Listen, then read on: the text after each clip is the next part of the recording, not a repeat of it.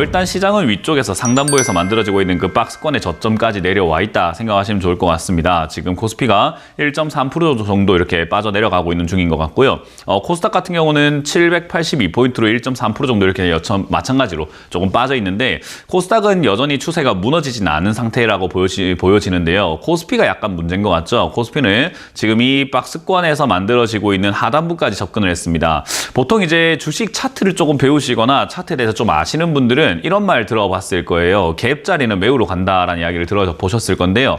이렇게 갭으로 뜨게 되면은 저기에는 매물이 별로 없다라고 보시면 돼요. 비어있는 공간과 같은 거죠. 그러다 보니까 윗자리가 무너지게 되면 바로 아랫자리까지 뚝 떨어져 버리는 그런 현상이 나타난다 생각을 하시면 돼요. 우리 터널을 땅으로 이렇게 터널을 뚫는다 생각 한번 해볼게요. 땅굴 판다 했을 때 땅을 파고 내려갈 때 흙이 있으면 계속 하나하나 파내야 되지만은 밑에 뭔가 지하수가 흐르는 통로라든지 동굴이 하나가 있었다 생각해 보면은 위에가 천장이 딱 뚫리는 그 순간 밑으로 툭 떨어지겠죠. 그런 느낌이라고 보시면 좋습니다.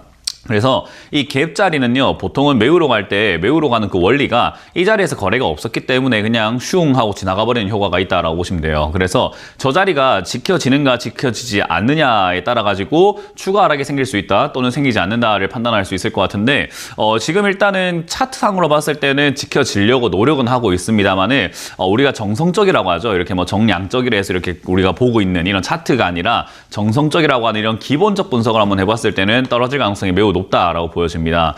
결국은 지금 이제 미국에서도 금리 인상에 대한 이야기가 자꾸 나오고 있는 거고, 요즘 사람들이 자꾸 이렇게 착각을 하고 계시는 게 있는 것 같아요. 이 주식 시장이 만들어 놓고 있는 이 차트와 현물 시장, 그러니까 현재 우리가 살고 있는 경제 상황을요, 동일시 여기는 경우가 많습니다. 지수가 올라가니까는 이거 우리 경제가 연착륙이 가능한 거 아니야? 그러니까 경제 충격 없는 거 아니야? 경기 침체 없는 거 아니야? 지수가 최근 한 달 동안, 두 달 동안 많이 올라왔잖아. 그렇다는 말을 좋아서 올라온 거 아니냐고 라고 생각을 한다라는 거죠.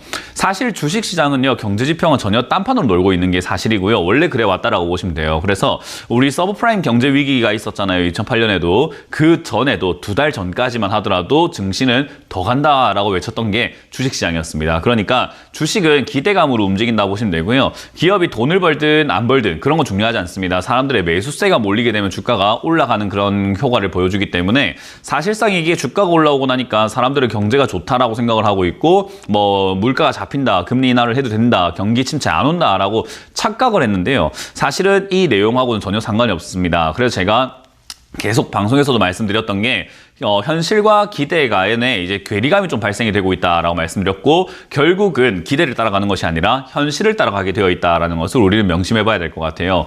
그래서 지금 보면은 여러분들이 조금 이렇게 멀리 본다고 했을 때요, 조금 좋은 내용들이 많은가 안 좋은 내용들이 많은가 생각해 보면은 사실 안 좋은 내용들이 조금 더 많고요. 거기다가 지금 사람들의 예금 저축률 자체가 지금 굉장히 떨어지고 있다라는 것과 자금줄이 말라가고 있다라고 하죠. 사람들이 들고 있는 돈 자체도 점점 없어지고 있습니다. 그 왜 그런가 하니까 카드사 때문이죠. 카드를 우리가 계속 쓰기 때문이에요. 거기다가 카드를 또 지난 작년부터 재작년까지 무분별한 발급을 해놨기 때문에 지금 여러분들 자녀가 있으신 분들은 아시겠지만요. 대학생들 있잖아요. 대학생, 사회초년생, 올해 딱 갓 수능을 보고 올해 이제 대학교를 입학해야 되는 친구들한테 카드 만들어라고 합니다.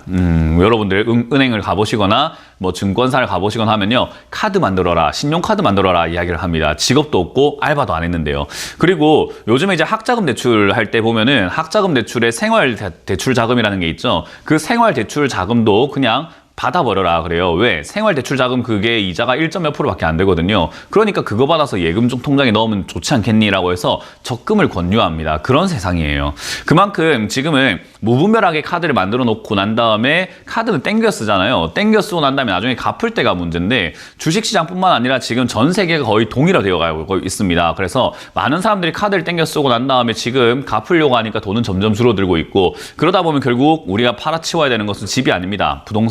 부동산이 아니라 주식이 되겠죠. 그래서 그런 면들을 감안을 한번 해보았을 때도 역시나 주가가 빠질 가능성이 굉장히 높고요. 더군다나 지금 미국의 실업률이 가파르게 올라가고 있다는 것도 우리가 관심을 좀 가져봐야 될 부분입니다.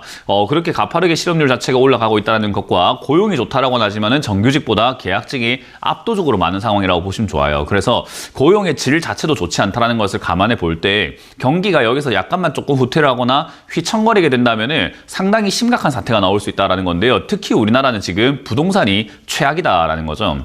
그래서 부동산 시장이 무너질 수 있다는 것을 감안해 본다면요. 증시가 최근에 단기로 조금 올라왔다고 했거니 뭐 요거 가지고 또 증시가 이제 앞으로 올라갈 거다, 경기가 좋아질 거다라고 하는 건 너무 억측 아니냐라는 거죠. 그래서 주식 시장은 약간 올라올 수 있습니다만은 실제 현물 경제는 지금 많이 무너지고 있고 무너질 가능성, 앞으로도 더 무너질 가능성이 좀 더 높다라고 보시는 게 맞아요. 그래서 그런 걸 감안해 보면 기대가 현실을 따라갈 수밖에 없어요. 왜냐하면 결국 우리는 기대 속에 살고 있는 것이 아니라 현실 속에 살아가기 때문이죠. 그래서 주식시장은 결국 밑으로 빠져내려가는 것이 기본적이다라고 보면 되고요. 다만 이제 우리가 조금 관심 가져봐야 될 것은 바로 무너질 것인가에 대한 문제인데 바로 무너지지는 않습니다. 제가 이렇게 이야기를 했다고 해가지고 뭐 이번 달부터 해서 다음 달까지 계속 박살나가지고 경제위기가 오나요 하면은 그건 아니에요. 그러니까 올 하반기나 돼서 경제위기가 온다 또는 그런 것들이 반영이 된다라고 했을 때, 경기 침체가 반영이 된다고 했을 때 하반기 전에는 시세를 낼 가능성이 높습니다. 그래서 단기 상승이 나올 가능성이 높다라고 제가 반복해서 말씀을 드리는 거죠. 그래서 지금 이 자리에는요, 바로 올라갈 수 있느냐라고 하면 올라가지는 못해요. 특히나 사람들이 너무 기대가 컸기 때문에 실망이 큰 법인 거고, 미국에서도 이제 또 연준에서 아마 금리 인상에 대한 이야기와 그리고 디스플레이 인플레이션이 오긴 오는데 경기가 좀 좋은 것 같지 않느냐. 그러니까 디스인플레이션을 우리가 확실하게 잡기 위해서 금리를 조금 더 인상할 필요가 있을 것 같아 라고 이야기를 하는 거고, 최근에 말씀드렸지만 저는 연준이 뭐 5점 몇 프로 이렇게 금리 올린다는 거 저는 믿지 않는다고 했죠. 6%, 7%, 8%까지 올릴 수 있다라고 저는 예상을 하고 있습니다. 그만큼 우리가 예상한 것보다 좀 더 가파른 이야기가 나온다, 또는 가혹한 이야기가 나온다고 한다면 증시는 아래쪽으로 밀려 내려가는 게 맞는 거죠. 거기다가 지금 오늘만 하더라도 뭐 북한이라든지 지금 북한의 핵실험 이야기 나오고 있는 부분들과 미국과 중국 간의 관계가 개선되지 않는 이런 상태에서 결국 악재 요소들은 굉장히 많다. 그래서 제가 이번 주 월요일에도 말씀드렸습니다. 내려갈 때 뭐 때문이다라고 변명하지 맙시다. 그냥 내려갈만 하니까 내려간 거고, 그걸 몰랐다는 것 자체가 전문가일 자격이 없는 겁니다. 내려갈 거였던 거예요. 그러니까 원래 올라갈 거였는데 연준이 말을 이따구로 해서 그렇습니다. 올라갈 거였는데 북한이 핵 쏴서 그렇습니다. 올라갈 거였는데, 그런 거 좀 하지 말자 이거예요. 내려갈 자리였던 거예요. 그냥 내려갈 자리에서 자연스럽게 내려가고 있는 것뿐인 거고, 아주 자연스럽게 내려오게 되면은 매수하면 되는 것뿐입니다. 그냥 위에서 서두르지만 않았으면 됐다라는 거예요. 그래서 저는 지금도 마찬가지로 조금 더 올라가봤자 2600포인트까지 올라가면 힘이 빠질 것이다 라고 보고 있기 때문에 여기에 욕심낼 것이 아니라 우리는 최대한 싸게 사는 것에 관심을 가져야 됩니다. 그래서 싸게 살려면은 2200포인트 또는 그 이하로 빠져준다면 정말 좋을 것 같은데, 그건 이제 악재가 뭐냐에 따라서, 악재가 있냐 없냐에 따라서 달라질 것 같고요. 2500포인트에 가깝게 살려고 우리는 노력을 해야 될 것이고, 반등이 조금 이어져서 돌파가 만들어진다면은 지지 반등 때 2300포인트 언저리가 될 것 같은데요. 그 자리에서 우리는 매수한다는 것만 잊지 않으시면은 시장이 지금 올라가든 내려가든 아무 상관 없다라는 거 보시면 되겠습니다. 어찌됐든 갭을 메워서 내려갈 가능성이 높으니까요. 그 점 참고하셔가지고 여러분들 현금 꽉 쥐고 매도하실 수 있는 물량들은 조금 최대한 매도하셔가지고 현금 마련에 최대한 힘을 써보시는 거 어떨까라는 조언을 드려보도록 하겠습니다.